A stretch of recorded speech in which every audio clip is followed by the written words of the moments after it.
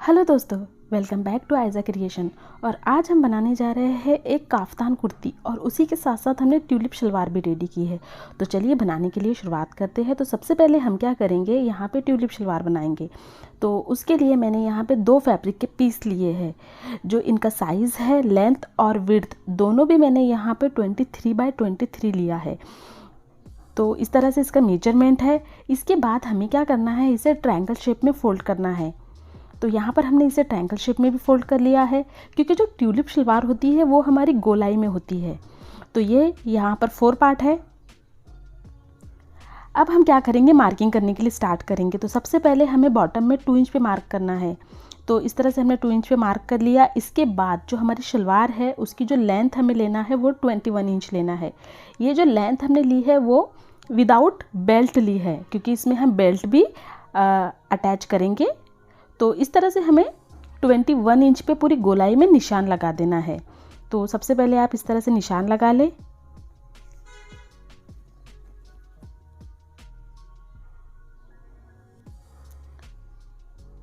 तो आप यहाँ पे देख सकते हो कि हमने ये निशान लगा लिए हैं।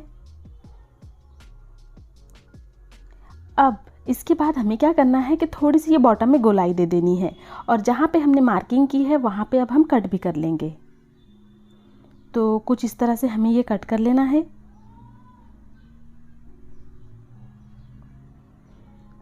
तो आप देख सकते हो कि ये हमारी कटिंग हो गई है। अब इसके बाद हम क्या करेंगे कि देख लीजिए, इस तरह से हम यहाँ पे पहला वाला फैब्रिक को फोल्ड करेंगे। इसके ऊपर हमें ये फैब्रिक रखना है और साइड में हमें थोड़ा सा गैप रखना है। तो ये जो गैप हम रखेंगे वो हम 1.5 इंच का रखेंगे। अब हम यहाँ पे क्रॉच के लिए मार्किंग करेंगे। तो क्रॉच से पहले आप बेल्ट देख लीजिए। बेल्ट की लेंथ हमने 6 इंच ली है और विड्थ हमने 18 इंच ली है। तो यहाँ पे हमारा इतना फैब्रिक जो है हमारा नेफा बनाने के लिए जाएगा और इतना हमारा सिलाई में जाएगा। तो यहाँ से हमें 9 इंच क्रॉच के लिए निशान लगाना है। तो सबसे पहले 9 इंच पे एक निशान लगा ले क्रॉच के लिए। ये जो हम शलवार रेडी कर रहे हैं वो हम 4 से 5 साल की बच्ची के लिए रेडी कर रहे हैं। तो इस तरह से हमने यहाँ पे एक बॉक्स बना लिया और आसन की साइड में हम गोलाई दे देंगे और सेम इसी मार्किंग पे अब हम कट भी कर लेंगे। तो यहाँ पर हमने ये ट्यूलिप शलवार की कटिंग कंप्लीट कर ली है। आपने देखा ही है हमने कितने सिंपल तरीके से यहाँ पे ट्यूलिप शलवार की कटिंग की है। स्टिचिंग भी उतनी ही आसान है। तो ये हमारे 2 पार्ट्स निकले हैं। अब हम स्टिचिंग के लिए स्टार्ट करेंगे। तो सबसे पहले हमें क्या करना है यहाँ पे कि इसका जो साइड है इसे हमें फोल्ड करना है। तो इस तरह से 1/2 इंच का हम दबाव देंगे और दोनों तरफ हम सिलाई लगा लेंगे। तो यहाँ पर हमने ये पूरी सिलाई लगा ली है। अब इसके बाद हमें क्या करना है कि यहाँ पे इसका आसन ज्वाइन करना है। तो दोनों सीधी साइड हम अंदर की तरफ रखेंगे और इस तरह से बराबर से फैब्रिक को रखते हुए हम आसन के ऊपर सिलाई लगा लेंगे। तो यहाँ पे हमने ये आसन पे सिलाई लगा ली है। अब हमें ये जो गोलाई है इसमें छोटे छोटे कट लगाने हैं, ताकि जब हम इसे पलटे तो वो हमारा फिनिशिंग के साथ में पलट जाए। तो देख लीजिए, इस तरह से हमें पहले बराबर से ये फैब्रिक को आसन से आसन मिलाना है और इस तरह से ओपन करना है। ओपन करने के बाद में एक साइड हमारा अंदर वाला फैब्रिक आ जाएगा, देख लीजिए। अब इसके बाद ये जो इधर वाला साइड का कपड़ा है इसे हमें इसके ऊपर रखना है। तो इस तरह से हमारी ये ट्यूलिप शलवार बन जाएंगी। अब हमें क्या करना है, यहाँ पे इसका जो बॉटम है यहाँ पे हमें पोंचे के लिए 5 इंच पे मार्क करना है। तो ये हमारी शलवार की मोहरी रहेंगी, हम इतना पोर्शन ओपन रखेंगे। तो इसलिए हमें ये 5 इंच पे मार्क करना है और जहाँ से हमने मार्किंग की है वहाँ से हमें ये कॉटन की लेस लगानी है। तो इस तरह से हम पूरी गोलाई में यहाँ पे ये लेस को अटैच कर लेंगे। तो यहाँ पे आप देख सकते हो कि हमने ये पूरी गोलाई में ये लेस को अटैच कर लिया है।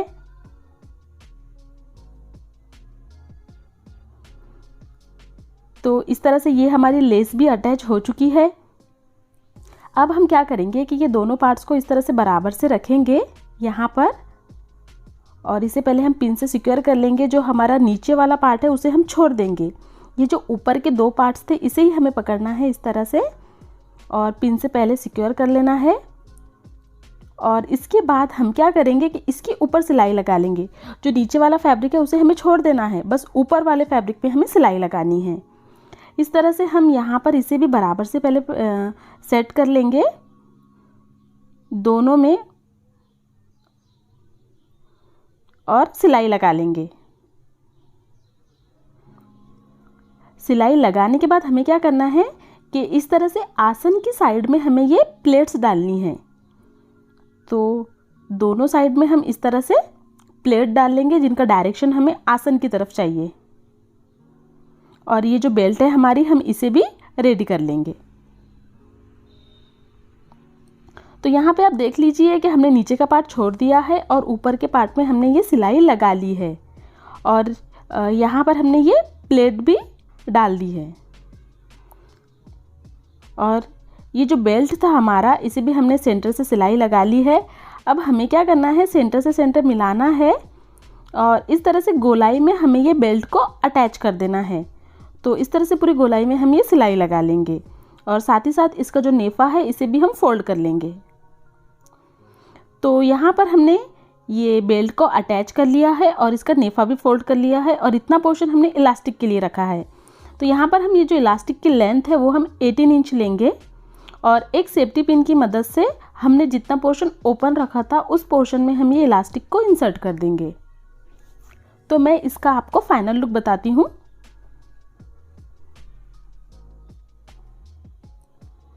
तो यहाँ पे आप देख सकते हो कि हमारी ये ट्यूलिप शलवार बनके तैयार है, जो हमने कितने सिंपल तरीके से बनाई है। अगर आपको हमारा ये वीडियो पसंद आया है तो वीडियो को लाइक ज़रूर करें। अब चलिए काफ्तान बनाने के लिए शुरुआत करते हैं। तो काफ्तान बनाने के लिए भी हमें यहाँ पे इसी तरह से 2 फैब्रिक लेने हैं। तो यहाँ पे इसकी जो लेंथ है वो हमने 23 इंच ली है और विड्थ 26 इंच ली है।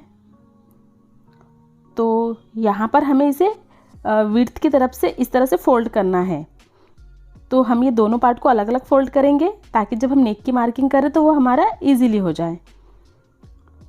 तो यहाँ पे हमें सिर्फ नेक के लिए मार्किंग करनी होती है। तो नेक की जो विड्थ है वो हम 2 इंच लेंगे और इसकी जो डेप्थ है फ्रंट के लिए 3 इंच और बैक के लिए 2 इंच लेंगे। तो यहाँ पर हमने ये मार्किंग कर ली है। अब हमें बॉक्स बना लेना है और जो बैक साइड का है उसे हम गोलाई दे देंगे और फ्रंट के लिए आप कोई भी शेप ड्रॉ कर सकते हो। तो मैं यहाँ पे वी शेप थोड़ा सा ड्रॉ करूँगी। इसके बाद में अब हम कटिंग कर लेंगे। तो बैक पार्ट से हमें कटिंग करना है। तो देख लीजिए ये हमारा बैक पार्ट अलग है। अब फ्रंट के लिए भी हम इसी तरह से कट कर लेंगे। तो काफ्तान की जो कटिंग होती है वो बहुत ज़्यादा सिंपल होती है, उसमें ज़्यादा कुछ कट नहीं करना होता है। तो ये हमारा जो बैक का पार्ट है उसमें हम सेंटर में हुक बनाने के लिए 3 इंच पे एक निशान लगा लेंगे। तो इस तरह से हम ये निशान को अब कट भी कर लेंगे। अब हमें यहाँ पे स्टिचिंग के लिए स्टार्ट करना है। तो ये जो हमने हुक के लिए कट लगाया है यहाँ पर हम इसे स्टिच करके अंदर की तरफ फोल्ड कर देंगे। तो आप देख सकते हो कि हमने इसे अंदर की तरफ फोल्ड कर लिया। अब यहाँ पे हमने एक राउंड में नेक कट किया है। अब हम क्या करेंगे, यहाँ पे इसे सेंटर से कट करेंगे और इसके ऊपर सिलाई लगाएंगे और सिलाई लगाने के बाद हम इसे अंदर की तरफ फोल्ड कर लेंगे कुछ इस तरह से। और ये जो फ्रंट वाला पार्ट है हमें सेम इसी तरह से यहाँ पर इसके ऊपर सिलाई लगानी है और इसे अंदर की तरफ फोल्ड करके इसे फिनिशिंग दे देनी है। तो यहाँ पे हमने ये दोनों जो हमारी नेक है उसे रेडी कर लिया है। अब इसके बाद हम क्या करेंगे, फ्रंट पार्ट में हम थोड़ी सी लेस अटैच करेंगे। तो यहाँ पर भी मैंने वो वाइट कॉटन वाली लेस ली है। तो इस तरह से हमें ये लेस को यहाँ पे रखना है और सिंपली और यहाँ पे इसे अटैच कर देना है। और अटैच करने के बाद हमें क्या करना है कि यहाँ पे इस तरह से ये दोनों जो फैब्रिक है आप इसके शोल्डर पकड़ के चलिए। अभी दोनों सीधी साइड अंदर की तरफ रखेंगे और यहाँ पे इसकी शोल्डर की तरफ से सिलाई लगा लेंगे। तो यहाँ पर आप देख लीजिए कि लेस भी अटैच हो चुकी है और यहाँ पर भी हमने ये सिलाई लगा ली है। अब इसके बाद में हमें क्या करना है कि इसकी जो साइड है साइडों से हमें लेस लगानी है। तो हम लेस को यहाँ पे कुछ इस तरह से रखेंगे और इस तरह से यहाँ पर एक ही बारी में लेस को अटैच कर लेंगे। इस तरह से अंडरग्राउंड लेस अटैच करने से हमारी जो कुर्ती है उसमें फिनिशिंग आती है। तो मैं आपको ये पूरी रेडी करके बताती हूँ। तो देख लीजिए, हमने ये जो अंडरग्राउंड लेस है इसे अटैच कर लिया है, और वो भी कितनी फिनिशिंग के साथ में। अब हमें क्या करना है कि इसमें इलास्टिक डालना है। तो सबसे पहले हम क्या करेंगे, यहाँ पे ये फैब्रिक को इस तरह से बराबर से पहले 4 फोल्ड कर लेंगे। 4 फोल्ड करने के बाद में हमें क्या करना है कि मार्किंग करना है। तो हमने 2 इंच का नेक लिया था, अब हम 3 इंच का शोल्डर लेंगे। तो हम यहाँ पे 3 इंच पे शोल्डर के लिए मार्क कर देंगे। आर्म होल हमें यहाँ पे 5 इंच लेना है। इसके बाद में चेस्ट हम यहाँ पे 7.5 इंच लेंगे, और ऊपर से हमें 10 इंच पे एक निशान लगाना है, और जो वेस्ट है वो हमें 7 लेना है। तो इस तरह से हम ये मार्किंग कर लेंगे, और ये थोड़ा पोर्शन हमें खुला छोड़ना है। तो ये हम 4 इंच के करीब इतना पोर्शन खुला छोड़ेंगे। तो ये देख लीजिए, जहाँ पे हमने वेस्ट के लिए मार्किंग की है वो हमें इस साइड में भी करनी है। और देख लीजिए, यहाँ पे हमें इलास्टिक अटैच करना है। तो ये जो हम इलास्टिक की लेंथ लेंगे वो हम 11 इंच लेंगे। जो जितनी हमारी वेस्ट होती है उससे कम ही हमें इलास्टिक लेना होता है। तो इस तरह से हमें फ्रंट और बैक दोनों साइड के लिए इलास्टिक लेना है, और इस तरह से हम यहाँ पे ये इलास्टिक पर सिलाई लगा लेंगे। बैक साइड में भी हम इसे इसी तरह से डैप डैप करते हुए प्रेस कर लेंगे।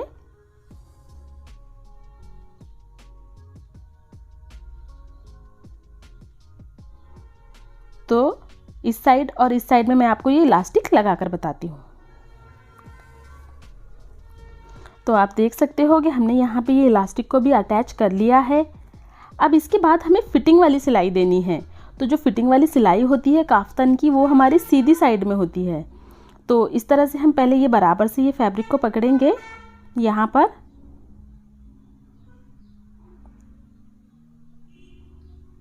और जो हमने मार्किंग की थी शोल्डर के लिए वही मार्किंग हम यहाँ पे इस तरह से करेंगे।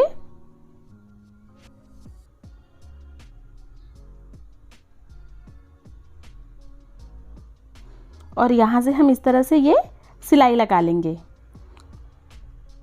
तो यहाँ पे हमें ये दोनों साइड में इसी तरह से ये सिलाई लगा लेनी है। जो काफ्तान की सिलाई है वो हमारी फ्रंट साइड से होती है। तो मैं आपको ये रेडी करके बताती हूँ। तो यहाँ पे देख लीजिए कि ये हमारा काफ्तान कुर्ती बनके तैयार है, और इसकी सिलाई भी हमने इसी तरह से लगाई है। अगर आपको हमारी ये सिंपल सी वीडियो पसंद आई हो तो हमारे इस चैनल को ज़रूर सब्सक्राइब करें, और इस वीडियो को लाइक और शेयर करना बिल्कुल ना भूलें। हम इसी तरह की नई वीडियोस हमारे इस चैनल पर अपलोड करते हैं जो आपके लिए हेल्पफुल रहेंगी। वीडियो पूरा देखने के लिए थैंक यू।